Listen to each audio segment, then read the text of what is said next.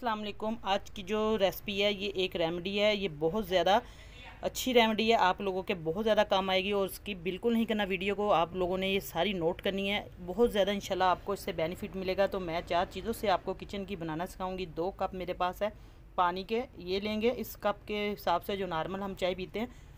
तो इसके थोड़े से मैं बेनिफिट आपको बता दूं।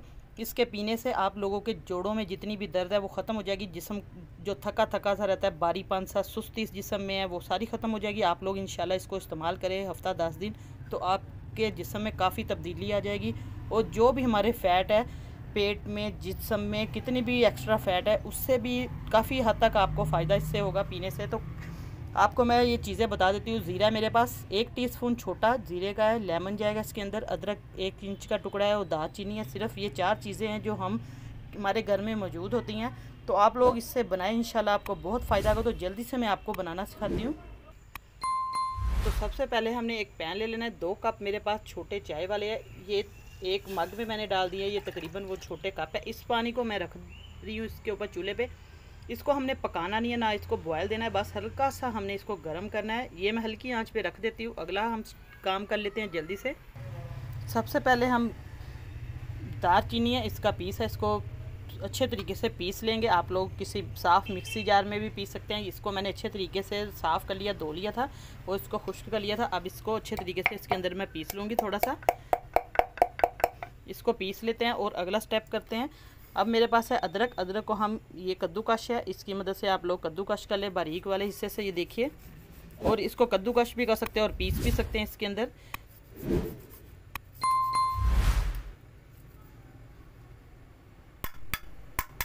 ये देखिए मैंने इसको अच्छे तरीके से कद्दूकश कर लिया। जितना आपने कप बनाने हैं उस हिसाब से आप लोग इसके अंदर चीज़ें डाल सकते हैं।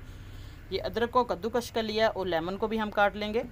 बाकी पानी हमने रखा हुआ है हल्का सा गर्म होने के लिए। बहुत ज़्यादा आसान रेसिपी है ये, इसमें बहुत ज़्यादा अल्लाह ताला ने इसके अंदर शिफा दी हुई है सारी चीज़ों के अंदर। दालचीनी के भी फ़ायदे अगर आप लोग देखें तो बहुत ज़्यादा है, और ज़ीरा भी बहुत ज़्यादा, इसकी भी तासीर ठंडी है।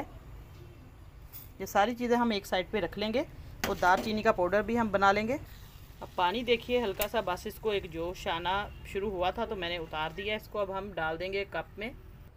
सबसे पहले हम कप के अंदर ये सारी चीज़ें ऐड कर देंगे। बिस्मिल्लाहिर्रहमानिर्रहीम। अदरक ऐड कर देंगे, ज़ीरा, अदरक मैंने डाल दिया है। आप लोग इसी तरीके से ज़ीरा डाल दें।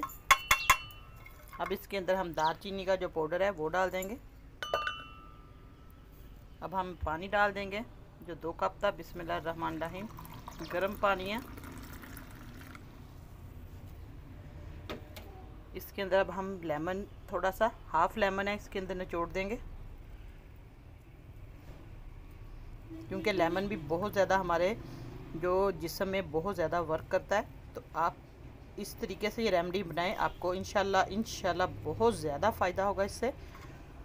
तो अब इसको अच्छे तरीके से हम मिक्स कर देंगे।